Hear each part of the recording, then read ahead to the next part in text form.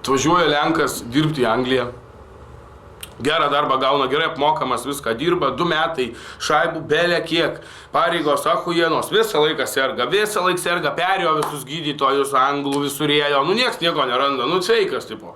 O jam blogai, visą laiką blogai. Karočiui susiranda, daug kainuoja, bet susiranda Lenkų daktarą, tokį žaipadį tautietį Anglijoje. Varo ten, aišku, dar sunkiai prieina, primoka pinigų, užeina į kabinetą, sako, teikit, sėskit, ko skundžiatės, tas ir tas, ten tas blogai, čia, žinai, kiekvieną dieną, niekas čia nieko neranda.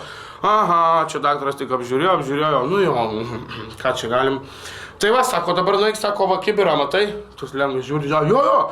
Tai va, nueik, sako, pasim kibirą, nueik, sako, į kitą kambarį, sako, prišyk į kibirą, apmyšk, sako, ant viršaus ir pakvėpuok garų 10 minučių. Bet Lenkas galvoja, pizdės, bet tai ką, daktaras paėmė už kibirą, nuėjo, prišyko, primyžo, 10 minučių garų pakvėpavo, pizdės, sveikas. Sveikutukas. Išeina iš kabinos, sako, daktarė, jūs, sako, tiesiog nuostabus, išgydėt mane iš pirmo karto, sako, kas per liga buvo? Daktaras jėdė, tu, sako, tu išvis nesirgai, tu, sako, tėvynės pasilgęs buvai. Vaistinė 1 LT